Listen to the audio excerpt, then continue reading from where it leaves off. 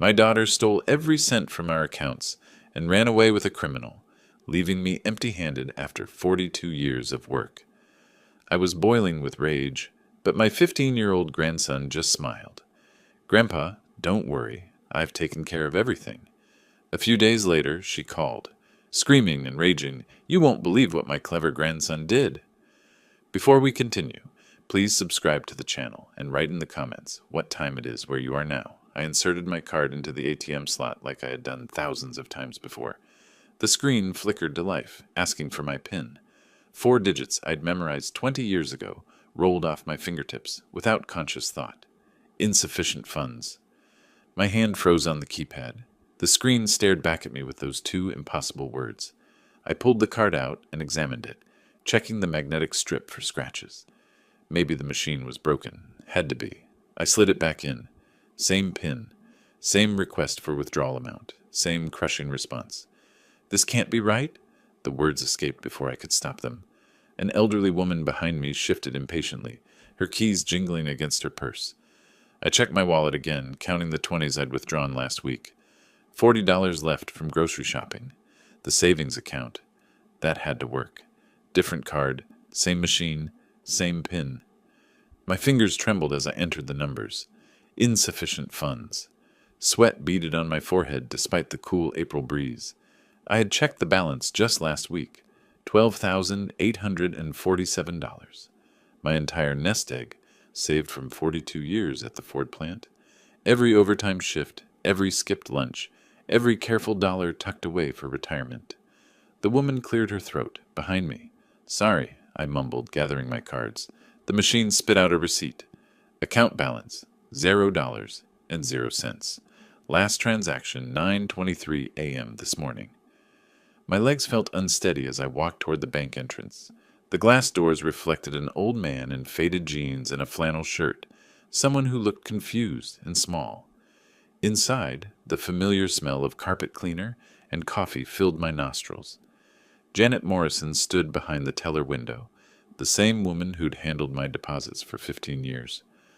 "Afternoon, Mr. Williamson," she said with her usual smile. "How can I help you today?" "Janet, there's something wrong with my account." I placed both cards on the counter. "The ATM says I have no money, but that's impossible." Her fingers danced across the keyboard. The smile faded from her face. "Let me pull up your account history." More typing. A pause. "Mr. Williamson, I see a withdrawal this morning at 9:23 a.m. for the full balance of $12,847. The room tilted slightly. "That's not possible. I was at home sleeping at 9:30. "The transaction shows it was made by Verna Hayes. She's listed as a joint account holder." Janet's voice grew softer. "She withdrew everything, sir, both checking and savings." Verna. My daughter's name hit me like a physical blow. But she wouldn't. There must be some mistake. Janet turned her monitor toward me. There it was in black and white. Verna Hayes. Full withdrawal. Every penny I had in the world. Gone. "I'm sorry, Mr. Williamson. The transaction appears legitimate. She had the proper authorization." I stared at the screen until the numbers blurred together. Joint account holder. I'd added her name 3 years ago when she was going through her divorce, just in case something happened to me, just in case she needed help with little Micah. My hands shook as I gathered the cards from the counter. "Thank you, Janet." "Mr. Williamson, are you all right? Do you need me to call someone?" I shook my head and walked toward the exit on unsteady legs. Outside, the afternoon sun seemed too bright. My old Ford pickup sat in the parking lot, where I'd left it, but everything else had changed. The whole world had shifted while I stood at that machine. I pulled my cell phone from my jacket pocket and scrolled to Verna's number. My thumb hovered over the call button. There had to be an explanation. Some emergency with Micah, some mistake. My daughter wouldn't steal from me, would she? The phone rang 5 times before going to voicemail. Her voice sounded cheerful and distant. "Hi, you've reached Verna. Leave a message and I'll get back to you." I hung up and tried again immediately. 5 rings. Voicemail. My hands gripped the steering wheel as I sat in the back parking lot. Cars passed by on Main Street. Normal people living normal lives while mine crumbled around me. I tried her number a 3rd time. Ring, ring, ring. "Pick up, Verna, please." Fourth attempt. Fifth. On the sixth try, she answered, "Dad, I know why you're calling." Her voice was different. Cold. Prepared. No surprise, no concern, just resignation. "Verna." "Honey, what happened with the money? Janet at the bank said you withdrew everything this morning, but that can't be right." Silence stretched between us.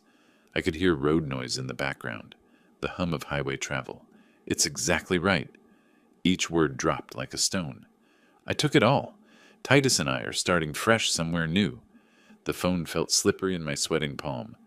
"But sweetheart, that's everything I have. My whole retirement. How am I supposed to live?" "You'll figure it out. You always do." "Verna, please. If you're in some kind of trouble, we can talk about this. Come home. Bring Micah. We'll work it out together." A harsh laugh crackled through the speaker. "There's nothing to work out, Dad. I deserve this money more than you do. I've been taking care of everyone else my whole life. Now it's my turn. What about Micah? What about school? His friends? He can't just disappear. Micah's with me. He'll adjust. Kids are resilient. My grandson, sweet, brilliant Micah with his chess tournaments and science, fair projects, torn away from everything he knew. Verna, you can't do this. That boy needs stability. He needs his home, his school. What he needs is a mother who's happy for once. Someone who isn't stuck in this dead-end town, working dead-end jobs, scraping by while other people live real lives. I gave you everything I could. When you divorced Jimmy, who helped with the lawyer fees? When you couldn't make rent, who covered it? When Micah needed school supplies, new clothes, birthday presents. Who provided all that? And I'm grateful. This is me paying you back by taking what I need to build a better life." The logic made no sense. I pressed my free hand against my temple, trying to understand.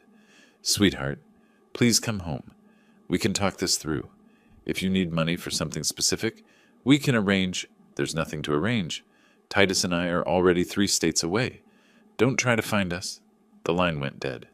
I called back immediately, straight to voicemail. Again, same result. The third attempt gave me a message. "The number you have dialed is not in service." She'd blocked me. I sat in the truck, staring at the phone screen. My daughter had just stolen my life savings and disappeared with my grandson. No warning, no discussion, no chance to say goodbye to the boy I'd helped raise for 15 years. The parking lot seemed to spin around me. I gripped the door handle, fighting a wave of nausea. 42 years of careful saving, gone in a single morning transaction. The woman I'd held as a baby, taught to ride a bicycle, walked down the aisle at her wedding, had just destroyed me, without hesitation. I turned the key in the ignition with trembling fingers. The old Ford's engine coughed to life, familiar and reliable. At least something still worked the way it should. Pulling onto Main Street, I drove slowly past the hardware store, the diner, the small shops that had anchored my life for decades. Everything looked the same, but I felt like a stranger in my own town. The man who'd parked at the bank an hour ago no longer existed. I needed time to think before going home. Time to process what had just happened. Time to figure out how to survive with $40 to my name. I drove through the residential streets without conscious direction, letting muscle memory guide me past familiar landmarks. The elementary school where I'd picked up Verna every day for 6 years.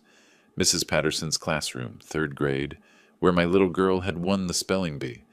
I'd been so proud sitting in those tiny plastic chairs during the award ceremony. The ice cream shop on Elm Street, where we'd celebrated her 10th birthday. Just the 2 of us, since her mother had already started pulling away by then. Verna had ordered a banana split bigger than her head and declared it, "The best birthday ever, Daddy." My throat tightened as I turned into Riverside Park. The same park where everything had been simple once, where being a good father meant pushing swings and catching fireflies, not navigating joint bank accounts and betrayal. I parked near the pond and walked to our old bench, the one facing the duck families that gathered each spring. Verna used to bring stale bread in a paper bag, carefully tearing it into perfect pieces. "Not too big, Daddy. The little ducks can't eat big chunks." She'd been 3 years old, maybe 4, standing on her tiptoes to reach over the fence. Her small hand had slipped into mine with complete trust. "I love you best of anyone, Daddy." Those words echoed across 28 years, as I sat alone on the worn wooden bench. The ducks paddled near the shore, but no little girl stood beside me now. No patient father explaining which ducks were males and which were females. I remembered teaching her to ride a bicycle, right here in this park. She'd been 7, determined but frightened, insisting I hold the seat while she pedaled. Around and around the path we'd gone, her training wheels removed that morning against her mother's wishes. "Don't let go, Daddy. Promise you won't let go." But I had let go, eventually. Watched her wobble and find her balance and ride away from me with pure joy on her face. She'd circled back, breathless with excitement. "Did you see me, Daddy? Did you see me ride all by myself?" When had that joyful little girl become the cold voice on the phone? When had "I love you best of anyone, Daddy" transformed into "I took it all"? High school graduation came back in fragments. Verna in her blue cap and gown giving the valedictorian speech to a gym full of proud parents. I'd sat in the front row beaming while she spoke about dreams and possibilities and the future stretching bright ahead of her. "My father taught me that hard work and dedication can overcome any obstacle," she'd said that night. The entire audience had turned to smile at me, the single dad who'd raised such an accomplished daughter.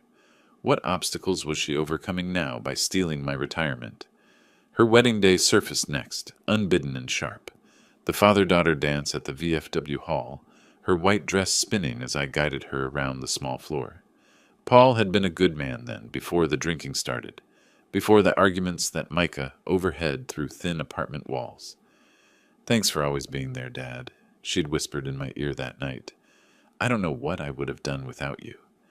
I'd held her close and promised I always would be there. Through marriage troubles and money problems, and raising a grandson who needed stability. Through everything. Until this morning when always being there meant having my loyalty rewarded with complete financial devastation.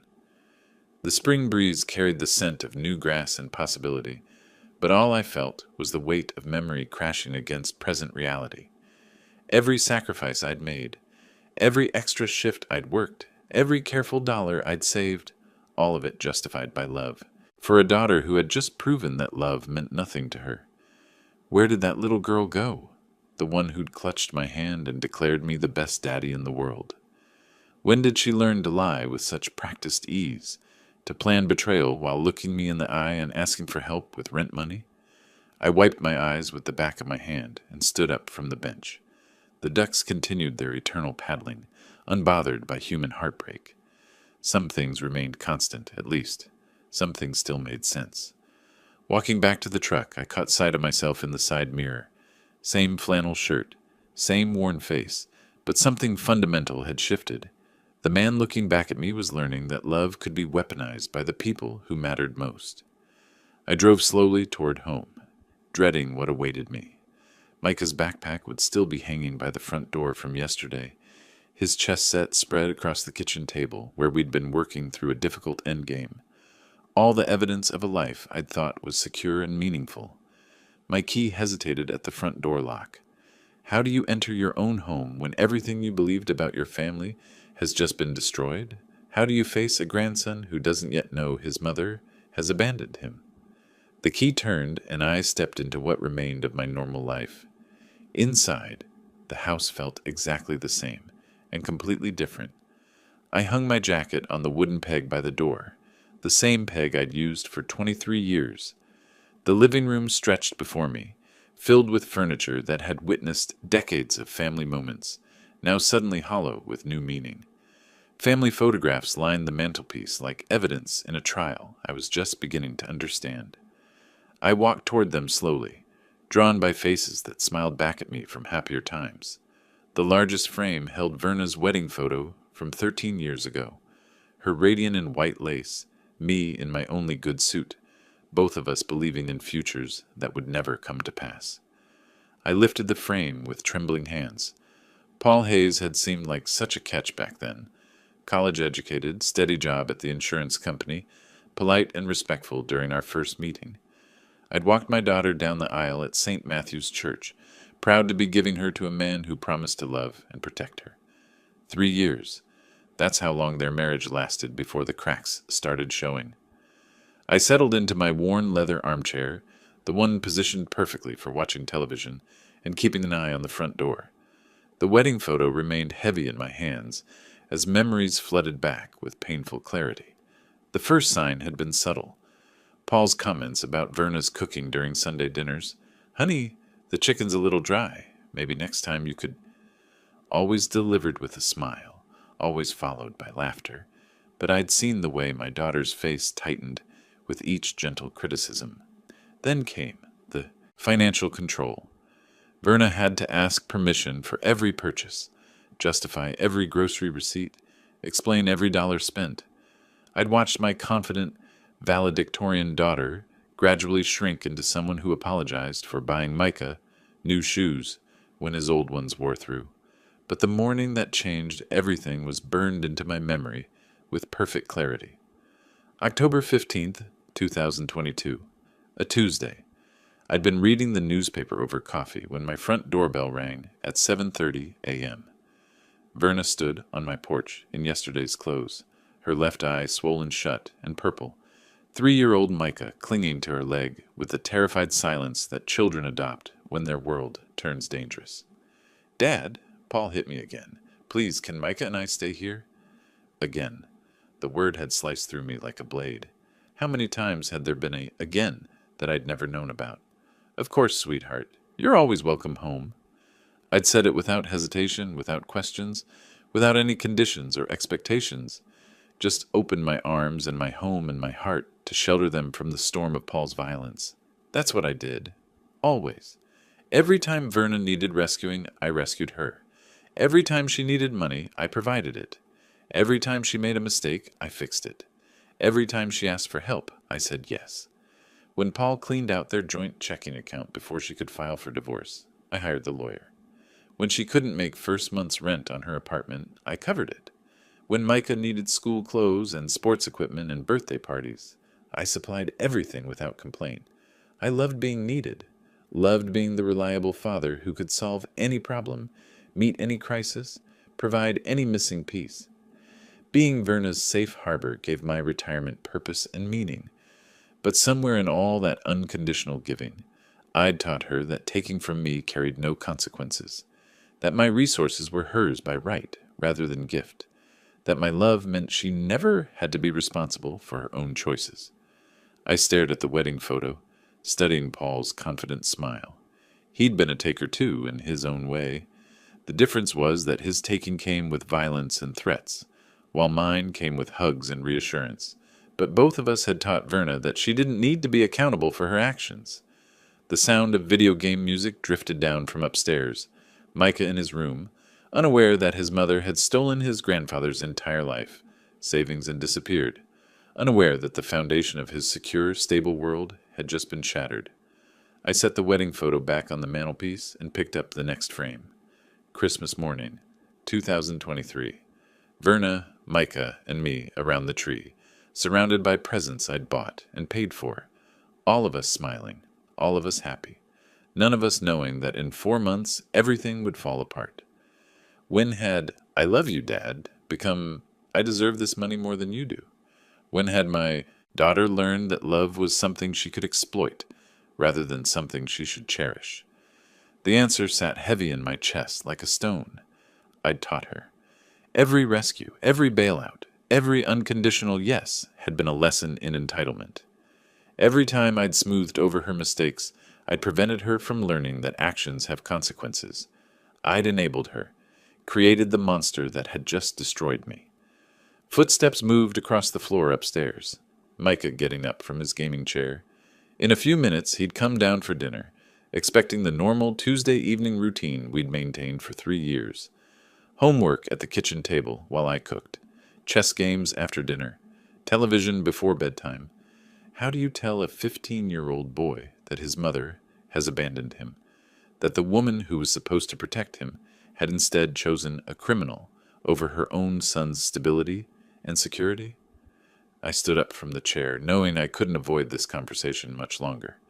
Micah deserved to know the truth, even if that truth would shatter his world as completely as mine had been shattered.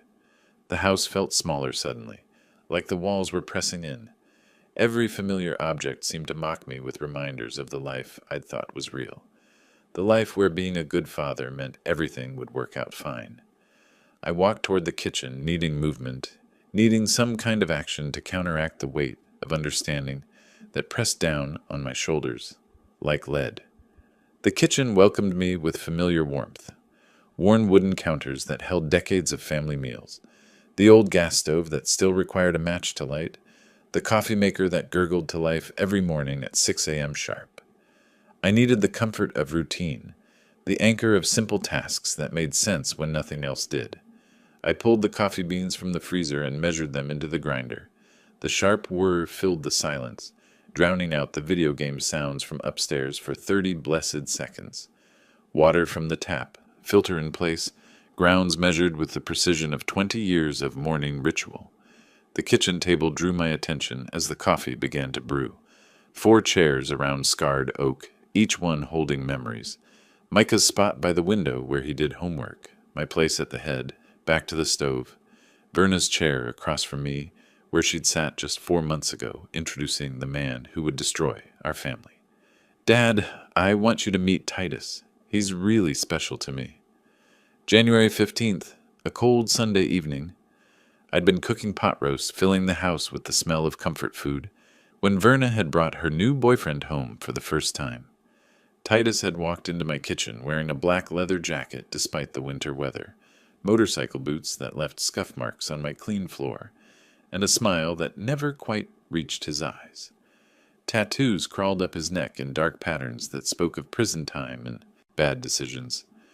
"Nice place you've got here, Mr. Williamson." His voice carried a smoothness that immediately set me on edge. "Great security system, quiet neighborhood, real comfortable setup you 3 have going." I'd shaken his offered hand, feeling calluses that came from physical work, noting the way his eyes cataloged every detail of my home. The expensive television in the living room, the family photos that showed 3 generations of stability, the signs of financial security that I'd never thought to hide. Verna had beamed with pride, hanging onto his arm like a teenager with her first crush. "Titus has had some rough breaks, Dad, but he's really turned his life around, haven't you, honey?" "Absolutely. Beautiful. Past is past. I'm all about the future now." Throughout dinner, his questions had been casual but pointed. How long had I worked at Ford? What kind of pension did auto workers get? Did I own the house outright? Was Verna listed on any of my accounts? I'd answered politely, while my instincts screamed warnings. Something fundamental was wrong with this man. The way he touched my daughter's shoulder possessively. The way he smiled when discussing my financial arrangements. The way he studied our home like he was calculating its worth. But Verna was happy. Happier than I'd seen her since before Paul's abuse started. She laughed at Titus's stories, defended his rough edges, explained away his crude comments as honesty rather than disrespect. After they'd left that night, I'd stood in this same spot by the coffee maker, washing dishes and trying to convince myself that my concerns were just overprotective fatherhood. Maybe Titus deserved a second chance. Maybe his criminal past, because it was obvious he had one, was truly behind him. The next morning, my neighbor Tom Rodriguez had stopped by with his usual Tuesday coffee visit. "Interesting company you had last night," Tom had said, settling into the chair where Titus had sat. Recognized that motorcycle from the department database. Tom had been a police officer for 15 years, the kind of cop who knew every troublemaker in 3 counties. His weathered face carried the weight of too many domestic violence calls and robbery investigations. Ran his plates after he left. Guy named Titus Morrison. Record longer than my arm. Robbery, fraud, assault charges. Real piece of work. The coffee cup had frozen halfway to my lips. How bad? Bad enough. 3 convenience store robberies in Michigan. Credit card fraud scheme that bilked elderly folks out of their savings. Beat a man unconscious in a bar fight 2 years ago. Guy's a predator, Rufus. Targets vulnerable women, especially ones with resources. I'd set down my cup with trembling hands. What should I do? Keep that guy away from your family. Change any passwords he might have seen. Maybe move some money to accounts Verna doesn't know about. This isn't the kind of man who changes, no matter what he's telling your daughter. But I hadn't done any of those things. Instead, I'd convinced myself that Tom was being overly suspicious, that Verna deserved happiness after Paul's abuse, that interfering in her relationship would push her away like I'd pushed away 2 previous boyfriends with my protective instincts. I'd watched, waited, hoped that my daughter's judgment would improve with time, hoped that Titus would prove my concerns wrong, hoped that love would be enough to keep our family safe. 3 months of hoping while Titus moved into our home, learned our routines, gained access to our information. 3 months of watching him charm Verna while my gut screamed that we were being hunted. The coffee maker beeped, pulling me back to the present. I poured a cup and sat down in my usual spot, staring at the empty chair where Titus had smiled and planned our destruction. I'd had all the information I needed. A police officer's warning, documented evidence of criminal behavior, my own instincts telling me this man was dangerous, and I'd done nothing. Fear had paralyzed me. Fear of losing Verna's love. Fear of being seen as controlling like Paul had been. Fear that standing up for my family would somehow make me the villain. Now we'd lost everything because I'd been too afraid of conflict to protect what mattered most. Upstairs, Micah's game sounds paused. Footsteps crossed the floor above my head. The bathroom break that meant homework time was approaching. In 15 minutes, my grandson would come downstairs expecting dinner and normalcy. Time was running out. The conversation I'd been dreading couldn't be postponed any longer. I rinsed my coffee cup in the sink, watching the last drops disappear down the drain. Everything was disappearing. Money, family, the illusion that being a good man was enough to keep the people you love safe. But Micah remained. My grandson, who trusted me to protect him, still needed to know the truth about what his mother had done. I walked back toward the living room, preparing myself for the hardest conversation of my life. The living room felt different as I entered it again, charged with the weight of approaching revelation. 5:45 on the wall clock. 15 minutes until Micah's usual homework time. 30 minutes until our normal dinner routine. Routine that would never be normal again. I paced between the couch and the coffee table, practicing words that wouldn't come. How do you explain betrayal to a child who still believes in the goodness of family? How do you shatter innocence without destroying hope? Son, your mother took our money and ran away. Too harsh, too sudden. Micah, we need to talk about some changes. Too vague, too frightening in its uncertainty. Your mother has made some choices that affect our family. Still not right. Nothing felt right. Upstairs, the video game music continued its electronic melody. Some superhero adventure where good always triumphed over evil, where justice prevailed and heroes saved the day. The irony cut deep. My grandson was playing at being a hero while the real villains had already escaped with their spoils. I settled onto the couch, then stood up again, sat in my armchair, then moved back to the couch. The house felt too small for the conversation we needed to have, yet too large for the emptiness that conversation would create. Through the ceiling, I could hear Micah's routine unfolding with predictable precision, the squeak of his desk chair as he pushed back from the computer, footsteps to the bathroom, the flush of the toilet, running water at the sink, the familiar sounds of a 15-year-old preparing to transition from play to work. My mind raced through different approaches. Should I ease into the topic with gentle questions about his mother? Start with reassurances about his security and future? Lead with the practical implications before revealing the emotional betrayal? The grandfather clock in the corner ticked steadily, marking time that felt both too fast and too slow. Each minute brought us closer to the moment when Micah's world would change forever. Each second gave me more time to doubt every word I'd planned to say. At 5:50, his gaming chair creaked again, the pause of a save game in progress. Soon he'd shut down the computer and gather his school books. The Tuesday routine we'd maintained for 3 years was about to begin for the last time. I moved to the bottom of the staircase, hand resting on the worn wooden banister.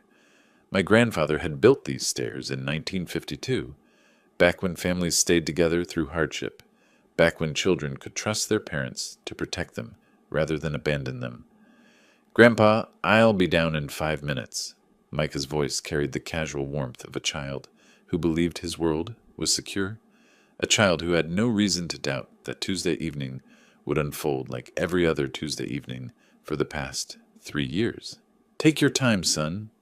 My voice sounded steadier than I felt. The sounds of homework preparation began upstairs. Backpack zippers, textbook pages, the rustle of papers being organized. Micah was a good student, methodical and responsible in ways that made me proud. He'd inherited his mother's intelligence, but somehow avoided her impulsiveness. At least, I hoped he had. Standing at the base of the stairs, I realized how much I'd taken for granted. The simple pleasure of a grandson doing homework while dinner cooked on the stove. The comfortable routine of helping with algebra problems and listening to stories about school friends. The assumption that tomorrow would bring another normal evening in a life built on stability and trust. All of it was about to change. The wall clock showed 5:55. Time was a river flowing toward a waterfall, carrying us both toward a moment that couldn't be avoided or delayed. In my pocket, my phone remained silent. No missed calls from Verna, no text. Messages explaining herself. No last-minute change of heart. She was gone. Really, truly gone. And Micah needed to know. I cleared my throat and called up the stairs, my voice carrying more weight than usual. "Micah, can you come down here for a minute? We need to talk." A pause in the paper shuffling. "Sure, Grandpa. Just let me finish saving my homework file." The familiar sounds of a computer being shut down properly. Micah was careful with technology, never losing work to careless mistakes. Another trait that made him different from his mother, who had always been impulsive and careless with important things.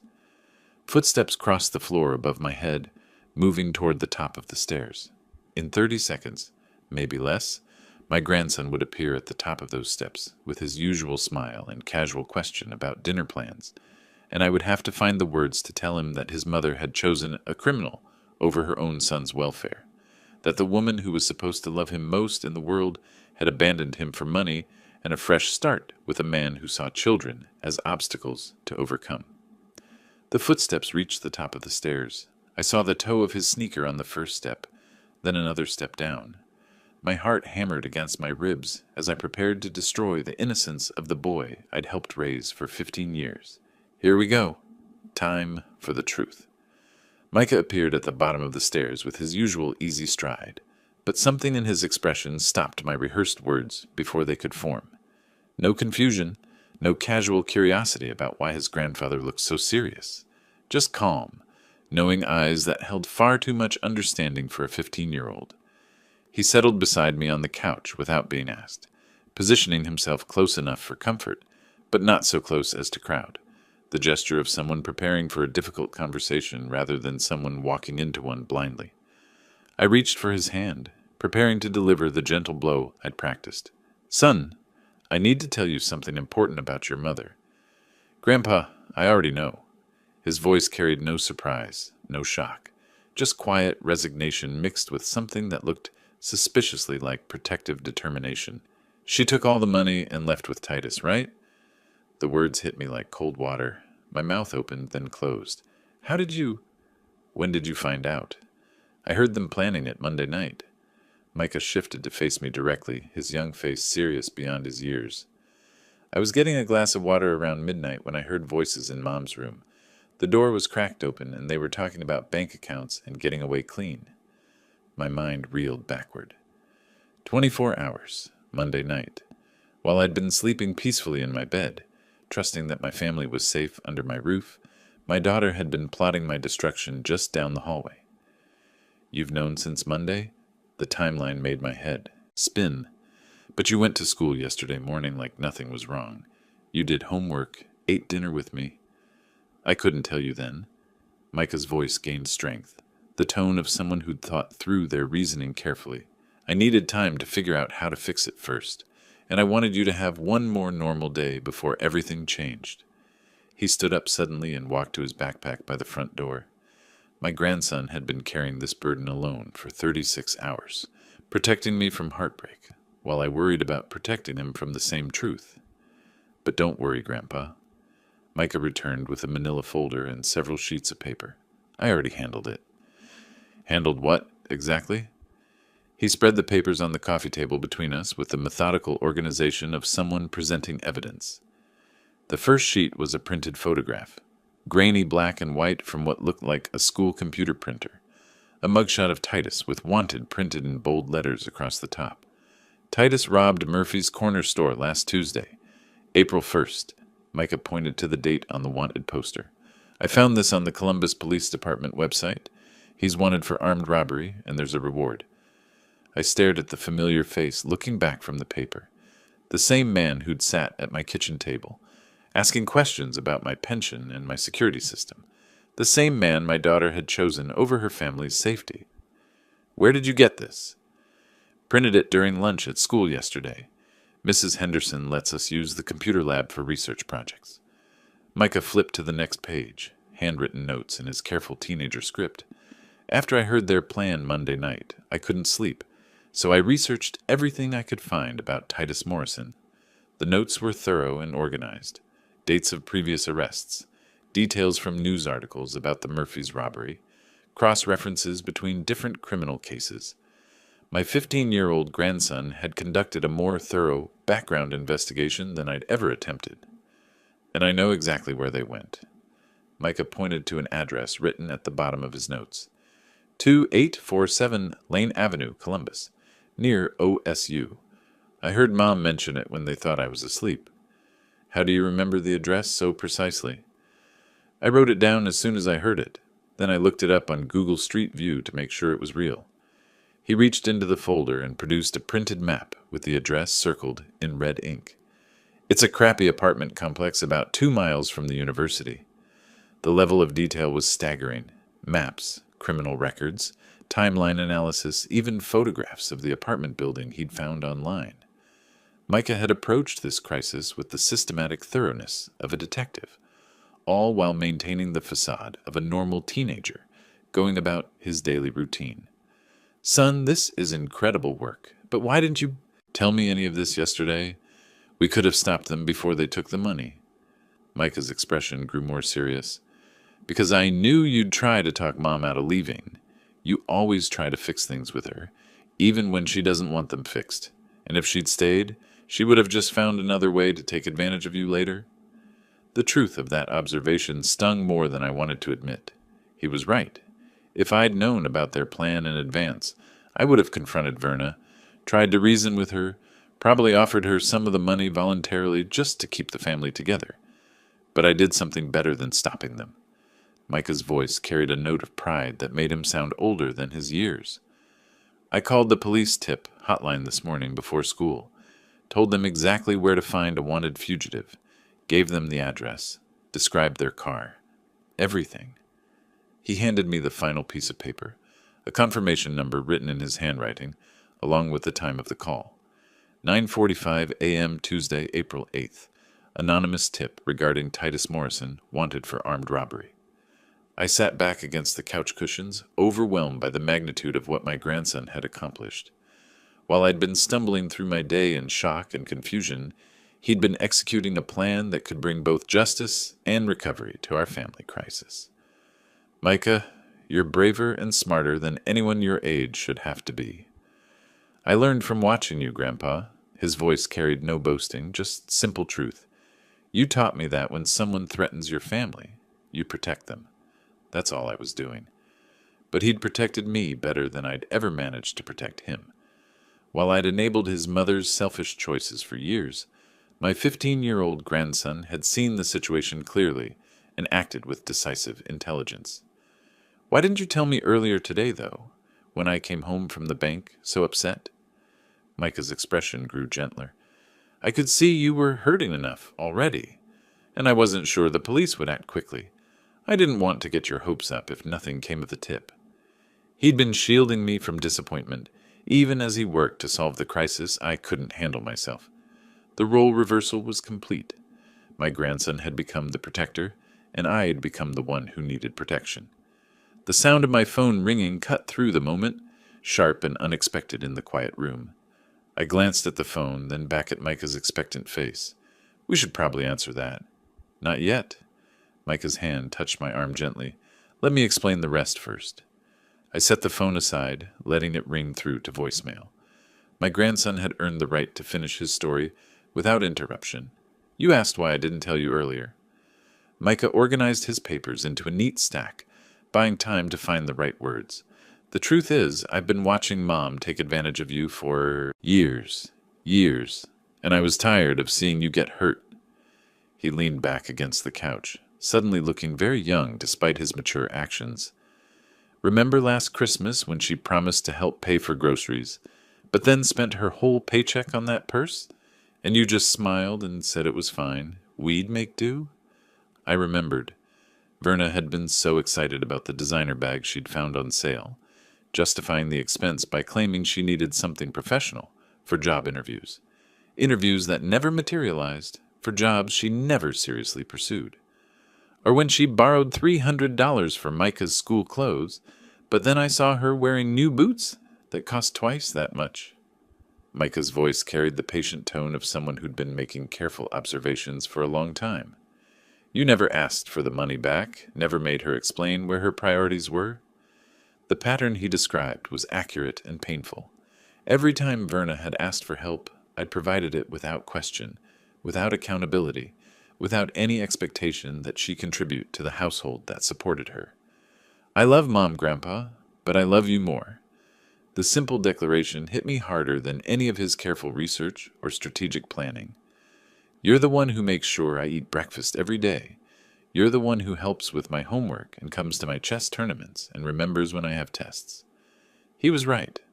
While Verna lived in our house, I'd been the one providing the daily care, emotional support, and practical guidance that Micah needed.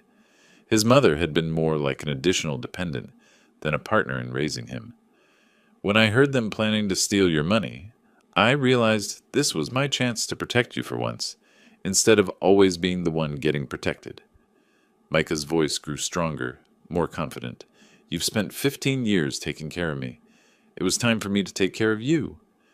The role reversal still felt disorienting, but I couldn't deny the competence he'd demonstrated.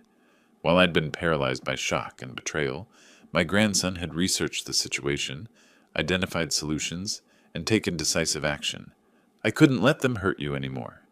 Micah's voice dropped to almost a whisper. You're all I have that really matters. I reached over and pulled him into a fierce hug, this boy who'd become more adult than his adult mother. His arms wrapped around me with surprising strength, and for a moment we were just grandfather and grandson holding on to each other in the wreckage of our broken family. We're going to be fine, you know, I said against the top of his head.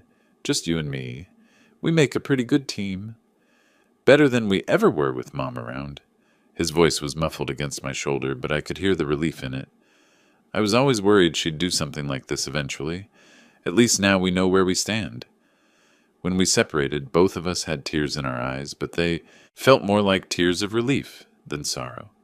The crisis had stripped away illusions, but it had also revealed the strength of what remained. So what happens next? Micah asked, settling back beside me on the couch. If the police arrest them, do we get the money back? I don't know the legal process, I admitted, but even if we don't recover a penny, we'll figure out how to manage. I've got my pension, and you've got a good head on your shoulders. Between the two of us, we can handle whatever comes next. Micah nodded, but I could see the practical concern in his eyes. 15-year-olds shouldn't have to worry about household finances, but this particular 15-year-old had earned the right to honest conversations about our situation. Are we going to have enough money? He asked quietly. For groceries and utilities and everything? The question was practical and immediate, the kind of concern that kept teenagers awake at night when they shouldn't have to think about such things.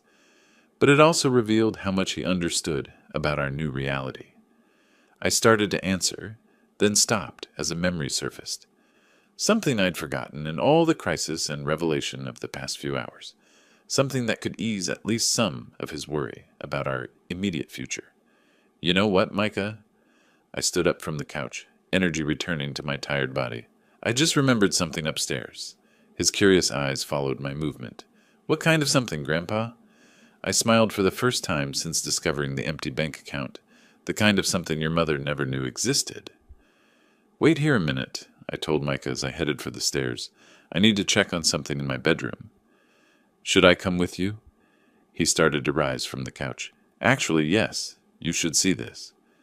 Climbing the stairs felt different now, lighter somehow despite the long day of emotional weight. Micah followed close behind, his curiosity evident in the way he took the steps, two at a time, to keep pace with my sudden urgency. My bedroom occupied the back corner of the second floor, modestly furnished with the kind of practical pieces that had served me well for 23 years in this house. The double bed with its worn oak frame, the dresser topped with family photographs and everyday necessities, the nightstand that held my reading glasses, and the small digital clock that woke me at 6 a.m. every morning. "What are we looking for?" Micah asked as I knelt beside the bed. "Insurance policy." I reached under the bed frame, feeling for the metal storage box I'd placed there 2 years ago. Not the kind you buy from a company, the kind you create yourself. The box slid out easily, heavier than its size suggested. Plain gray metal with a simple latch, the kind of fireproof storage container sold at office supply stores for protecting important documents. I'd bought it specifically for this purpose, though I'd hoped never to need what it contained. I carried the box to the bed and set it down on the faded blue comforter. Micah watched with growing anticipation as I reached behind the framed photo of his grandmother on my nightstand and retrieved a small key. "Your mother walked past this room every day for 3 years," I explained, inserting the key into the box's lock. "She never once asked what was in here or why I kept it locked." The lid opened to reveal neat stacks of bills, mostly 20s and 50s with a few hundreds mixed in. Money organized by denomination and held together with rubber bands, the result of 2 years of careful small-scale saving. Micah's eyes widened. "How much is in there?" "Let's count and see." I lifted out the first stack and began separating the bills. $20 bills, 40, 60, 80, 100. The familiar ritual of counting money felt different when it represented security rather than loss. Stack by stack, we organized the cash on the bed. Some bills were crisp and new, others worn from circulation, but all of them represented small monthly deposits I'd made from my pension without Verna's knowledge. 1,220s, I announced, moving to the next stack. 850s, and 1,200 in hundreds. I counted the final stack twice to be sure. Total, $3,200. Micah stared at the money spread across the bed, as if he couldn't quite believe it was real. "You've been hiding this the whole time?" "Not hiding, protecting." I began reorganizing the bills back into their original stacks. My grandfather lived through the Great Depression. He taught me never to keep all your eggs in one basket. Always have something set aside that nobody else knows about.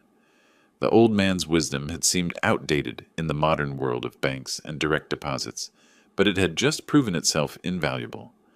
While Verna had cleaned out every account she knew about, she'd never discovered the emergency fund that would keep us afloat. Why didn't Mom know about it? Because somewhere in my gut, I knew this day might come. The admission felt painful but necessary. I love your mother, but I've watched her make selfish choices for years.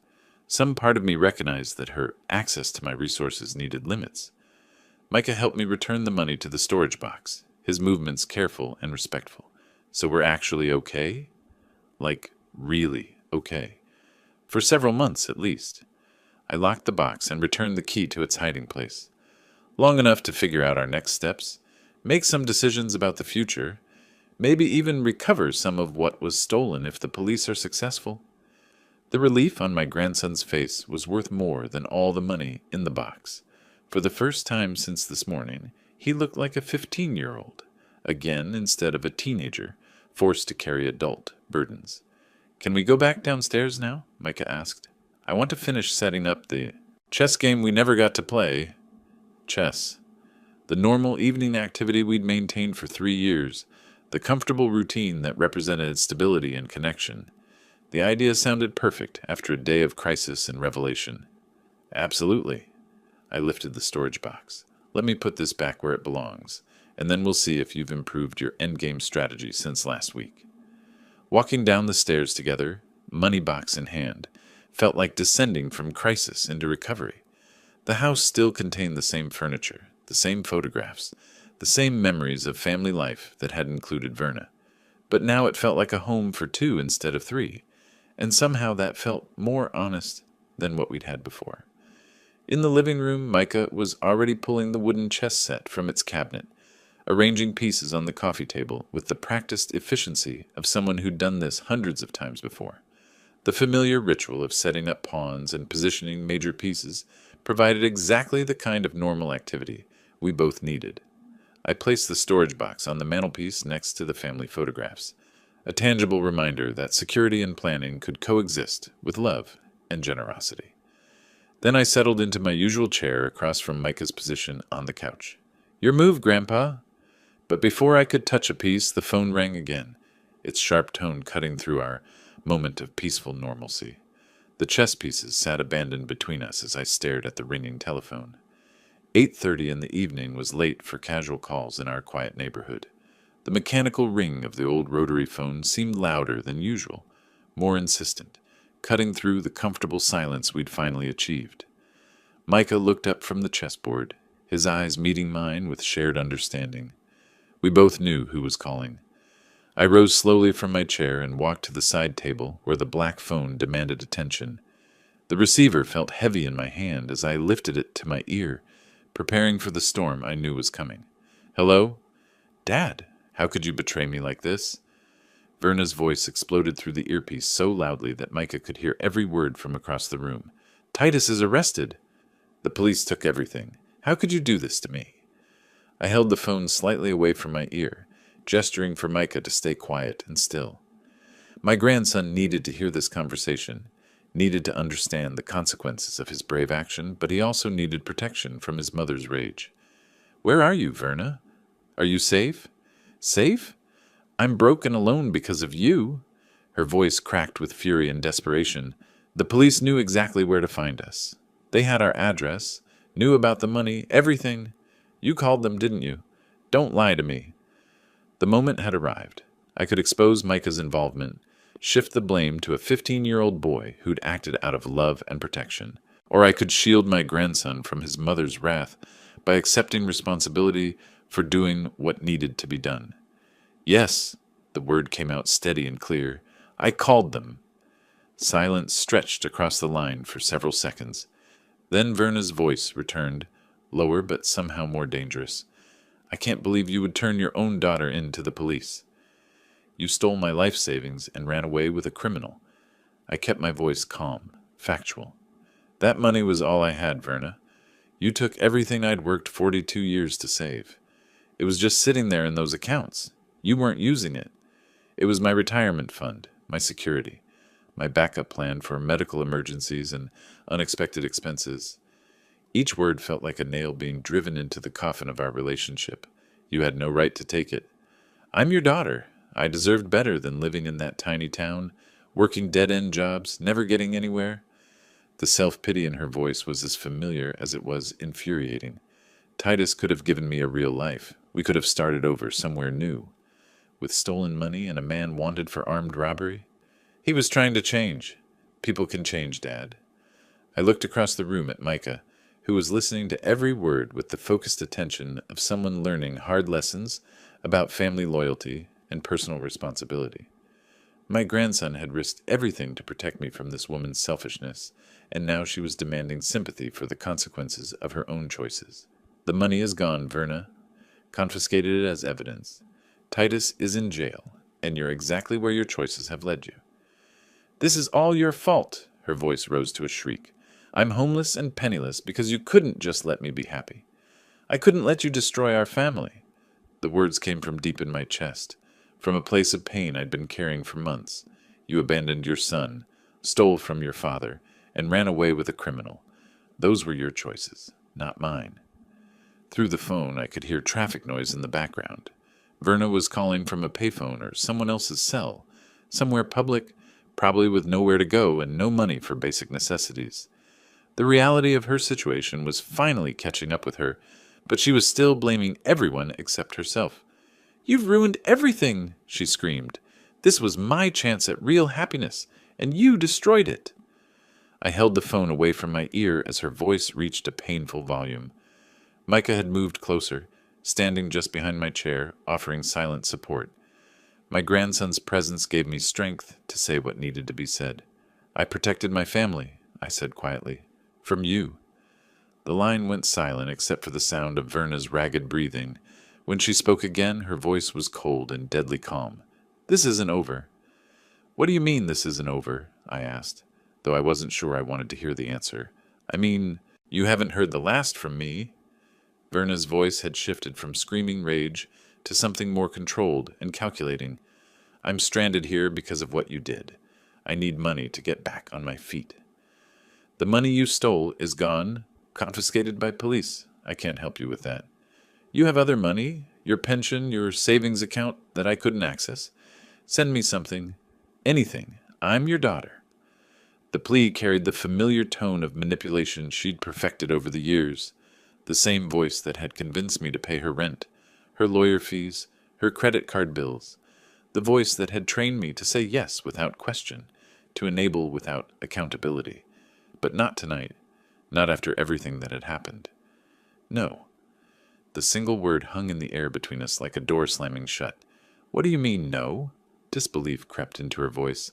I'm homeless. I have nowhere to go. No way to buy food or find shelter. Then you should have thought about that before you stole from your family and ran away with a criminal. I surprised myself with how steady my voice remained. Those are the consequences of your choices, Verna. You can't just abandon me. I'm your child. And Micah is your child. I looked at my grandson, who was watching me with pride and amazement. The child you abandoned without a second thought. The boy you were willing to drag into a life of crime and uncertainty because you wanted a fresh start with a man who beats people unconscious in bar fights. Silence. Then, that's different. Micah is 15. He can take care of himself. He's a child who needs stability, security, and adults who put his welfare above their own selfish desires. The words came from months of suppressed frustration and disappointment. Everything you've proven you can't provide. I could have provided plenty if you hadn't interfered. Titus had plans. Titus is a career criminal who robbed a convenience store a week before you stole my money. His plans involved using stolen funds to finance a life built on more crime.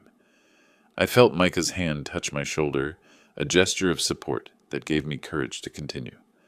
I won't enable that kind of life for you or anyone else. Fine, then I'll figure it out myself. But don't expect me to come crawling back when you change your mind. I hope you do figure it out, Verna. I hope you find a way to build a legitimate life, make amends for what you've done, and maybe someday earn back the trust you've destroyed.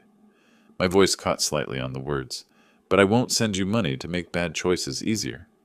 You're choosing money over your daughter. I'm choosing my grandson's welfare over your immediate wants. I'm choosing responsibility over enablement. I'm choosing to break a pattern that has hurt all of us, including you. The breathing on the other end of the line became more labored. Verna was crying now, but the tears sounded angry rather than remorseful. If that's how you want it, then fine.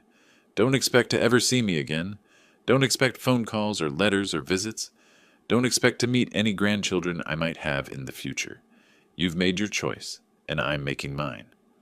The ultimatum was designed to wound, to make me reconsider my position out of fear of permanent loss. But sitting in my living room with Micah beside me, surrounded by evidence of the stable, peaceful life we'd begun building together, the threat felt more like a promise than a punishment. If that's what you decide, Verna, I'll be sad, but I'll understand. The door will always be open if you want to return under different circumstances. If you're ready to be accountable, to make amends, to contribute instead of just taking. You mean if I'm ready to crawl back on my hands and knees and beg forgiveness for trying to build a better life? I mean, if you're ready to acknowledge that stealing from your family and abandoning your son were wrong choices that hurt people who loved you. If you're ready to earn trust instead of demanding it. Well, I'm not ready for that, and I never will be. Her voice had gone cold and final.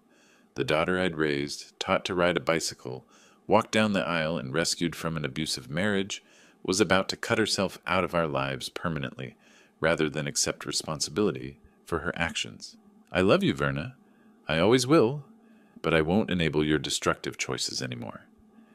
Save it for someone who cares. The phone line went dead with the harsh sound of a receiver being slammed down. I stood holding the silent phone for a long moment, processing the finality of what had just happened. 38 years of being Verna's father had just ended with a dial tone. Micah's arms wrapped around me from behind, a 15-year-old boy offering comfort to his grandfather in the aftermath of losing a daughter. I set the phone back in its cradle and turned to embrace him properly, both of us understanding that our family configuration had just become permanent. We held each other in the quiet living room, surrounded by chess pieces and family photographs, and the accumulated comfort of a home that had weathered its worst storm and emerged stronger than before. 2 months passed like pages turning in a book of ordinary days. Spring gave way to early summer, and the crisis of April faded into a distant memory that rarely intruded on our settled routine. Micah finished his sophomore year with grades that would have made any parent proud, his best semester since middle school, accomplished without the constant stress of his mother's financial demands and emotional chaos. I discovered the pleasure of full-time grandfathering, cooking breakfast every morning, helping with homework every evening, attending school events without worrying about whether Verna would show up and cause some kind of scene. We developed our own rhythm, grocery shopping on Tuesdays, chess lessons on Thursday evenings, weekend projects around the house that Micah approached with the enthusiasm of someone finally secure in his living situation. The $3,000 I'd hidden proved sufficient for our careful lifestyle. My pension covered basic expenses, and Micah contributed by taking on a summer job mowing lawns in the neighborhood. He'd grown taller in those 2 months, more confident, carrying himself like a young man who understood his place in the world and the value of his contributions. We rarely spoke of Verna. Her absence became as natural as her presence had once been disruptive. The house felt larger without her constant crisis, more peaceful without the underlying tension of wondering when the next emergency would drain our resources or emotional reserves. On Thursday afternoon, June 6th, I was reading the Riverside Herald in my usual chair, while Micah worked on his summer reading assignment at the kitchen table. The windows were open to let in the warm air and the sound of birds in the maple tree outside. Our domestic tranquility had become so routine that I'd almost forgotten how precious it was. The loud knocking on the front door shattered the peaceful atmosphere like a rock through glass. Both Micah and I looked up in surprise. We rarely had unexpected visitors, and most of our neighbors knew to call ahead. The knocking came again, more insistent, as if whoever stood on our porch was determined not to be ignored. I glanced at the clock on the wall. 4 o'clock in the afternoon. Too early for dinner visitors, too late for morning deliveries. Who could that be? I asked, more to myself than to Micah. Maybe it's the mailman, Micah suggested, though we both knew the mail had already been delivered. I rose from my chair and walked to the front window, angling myself to see the porch without being observed. What I saw made me freeze in place, my hand gripping the curtain edge. Verna stood on our front step, thinner than she'd been in April, wearing clothes that looked like they'd seen better days. A single small duffel bag sat at her feet, everything she owned apparently contained in one compact package. My daughter had returned. "Grandpa?" Micah appeared beside me, concern in his voice. "What is it?" I stepped back from the window, my mind racing through possibilities and complications. 2 months of peace, 2 months of stability, 2 months of building a life that worked for both of us. And now this. The knocking came again, followed by a voice I recognized but wished I didn't have to hear. "Dad, I know you're in there. Please open the door." Micah's eyes widened as he recognized his mother's voice. His body shifted slightly, moving closer to me in an unconscious gesture of alliance and protection. We'd become a team over these past 2 months, and his instincts told him to stand with me, rather than rush to greet the woman who'd abandoned him. I walked slowly to the front door, my hand resting on the deadbolt I'd installed the week after her phone call. Such a small thing, but it represented the boundary I'd finally learned to establish. The choice to let people into our life, rather than simply allowing them to take what they wanted. My fingers hesitated on the lock. 2 months ago, I would have opened this door immediately, would have welcomed her back with relief and questions, and probably money for whatever crisis had driven her home. But that man had been trained by decades of enabling and fear of loss. The man standing at this door had learned something different. He'd learned that love sometimes required saying no, that protecting the people who mattered most might mean disappointing the people who demanded the most. That family could be redefined by choice and commitment, rather than biology and obligation. I turned the deadbolt and opened the door. Verna stood before me, and for a moment neither of us spoke. She looked older, worn down by whatever experiences had filled her 2 months away from home, but her eyes still held the same mixture of defiance and entitlement that had driven her to steal my life savings and abandon her son. "Hello, Dad." Behind me, I felt, rather than saw, Micah move closer, ready to support whatever decision I made about the woman who'd given birth to him, but failed to be his mother when it mattered most. "Hello, Verna." She glanced past me to acknowledge her son, the boy she'd left behind without a second thought, when her dreams of easy money and criminal romance called to her. "Hi, Micah." My grandson said nothing, but I felt his presence like an anchor, reminding me of what we'd built together and what we stood to lose if I made the same mistakes that had brought us to crisis in the first place. Verna looked at both of us, waiting for an invitation that didn't come automatically this time. The door remained half closed, my body blocking easy entry, my choice still unmade about whether our hard-won peace was worth risking for the possibility of redemption. "Can I come in?" If you like this story, please like this video, subscribe to the channel, and share